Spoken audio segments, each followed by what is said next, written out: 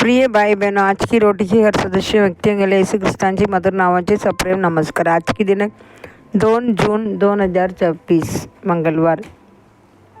किरमिजी दोरी। आम्ही देशात येऊ देवा की किरमिजी दोरी खिडकीत बांधशील आणि तुझ्या वडिलांना, आईला, भावांना व तुझ्या वडिलांची सर्व घराण्याला आपल्या घरी एकत्र आणशील। यहोशुआ 2 अध्याय 17 वचन।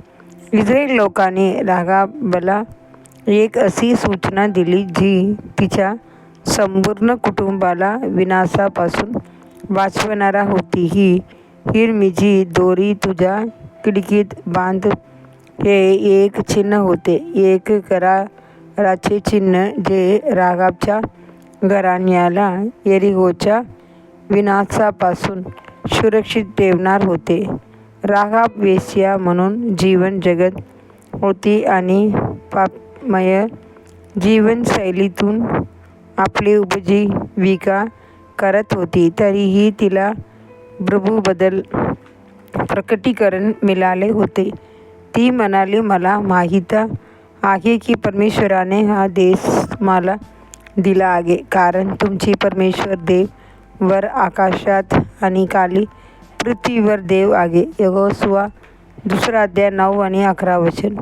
राहाबने बांधलेली ती किरमिजी दोरी येशू ख्रिस्तांचे रक्ताचे प्रतीक आहे। त्यांचे रक्त आपल्याला परमेश्वराच्या गुप्त स्थानी आणि सर्वशक्तिमानाची सावलीत लपवून सुरक्षित ठेवू शकते।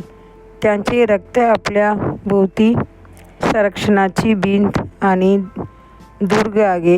जेव्हा आपण वारंवार कबूल करतो, येशू ख्रिस्तांचे रक्त विजय देते, तेव्हा आपल्या अंतःकरणात विश्वास जागृत होतो की आपण ख्रिस्तांचे अक्षयात सुरक्षित आहोत। जेव्हा विनाश करणारा देवदूत मिस्र देशातून गेला, तेव्हा कोकराची रक्ताने चिन्हित प्रत्येक घर वाचले गेले, परंतु ज्या घरावर रक्ताचे चिन्ह नव्हते त्या घरावर विनाशाला प्रथम जन्मलेले सर्व मरण पावले आणि पशुधनही नष्ट झाले। निर्गम 12 अध्याय 22 वचन आणि 23 वचन। म्हणून आपण नेहमी ख्रिस्ताचे रक्ताखाली आश्रय द्यायला हवा। प्रेषित पेत्र लिहितो, देव पित्याची पूर्वज्ञानाप्रमाणे आत्म्याच्या पवित्रीकरणाद्वारे आज्ञाधारकतेसाठी आणि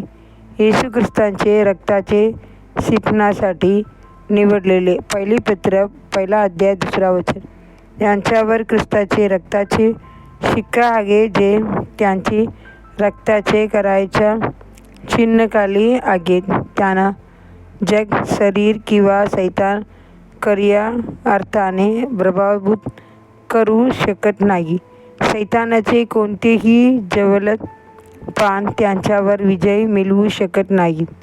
जेव्हा आपण क्रूसाजवळ येतो, तेव्हा आपण येतो नव्या कराराचे मध्यस्थ येशूकडे आणि अबेलाचे रक्तापेक्षा अधिक उत्तम गोष्टी बोलणाऱ्या शिंपडलेल्या रक्ताकडे। इब्री 12 अध्याय 24 वचन। त्यांचे रक्ताद्वारे आपली पापे धुतली जातात, आपले अपराध क्षमा होतात, शापाची शक्ती मोडली जाते, रोग बरे होतात, सैतानाचे मस्तक चिरडले जाते आणि आपले जीवन मुक्त केले जाते। पुढील ध्यानासाठी वचन। आणि त्यांनी कोकराचे रक्तामुळे व आपल्या साक्षीच्या वचनामुळे त्यांच्यावर विजय मिळविला। प्रकटीकरण 12 अध्याय 11 वचन।